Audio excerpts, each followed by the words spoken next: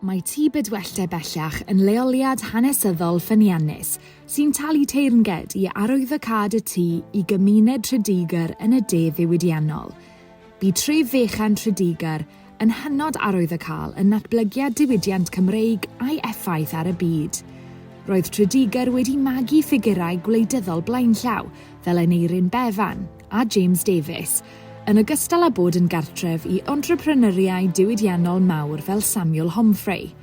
Roedd Dredegar yn bwysig, a Bedwellte yn bwysig i Dredegar.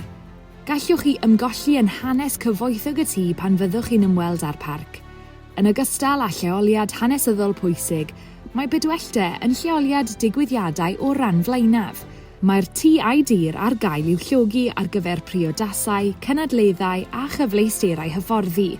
Mae Bedwellte hefyd yn gartref i wyliau cerdd ac amrywiaeth o ddathliadau celfyddydol.